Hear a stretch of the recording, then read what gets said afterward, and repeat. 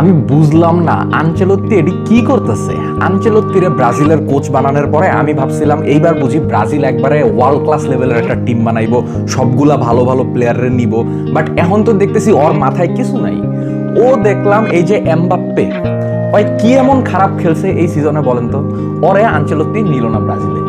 এরপরে এই যে বেলিংহাম, এই পোলাটারে তো আমি দেখি খুব জেহানি, হ্যাঁ অনেক মানে জেহানি খেলা খেলে, হ্যাঁ এই পোলাটারেও বাদ দিয়ে দিছে। মিডফিল্ডে ওরে রাখলে কি দোষ হইতো, ব্রাজিলের তো এমনিই মিডফিল্ড দুর্বল।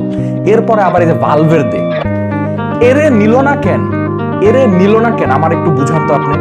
আনচেলত্তি আসার পরে আমি ভাবছিলাম সবকিছু পরিবর্তন হয়ে যাইব, এবার আমগো হেক্সা মিশন কমপ্লিট হইব। বাট আর মিলিটাও ইনজুরি হয়ে যাওয়ার পরে ওই রুডিগাররে কেল্লেগা নিল না, আমি তো বুঝলাম না কিছু। এ কি করতেছে এটা? এডি যদি করে তাহলে কেমনে জিতবো, কেমনে জিতবো বলেন? ভালো ভালো প্লেয়ার সব একটাও নিল না, এমনে তো হইব না। এর উপরে আবার নেইমাররেও নিতে চাইতেছিল না, ওরে ধইরা একবারে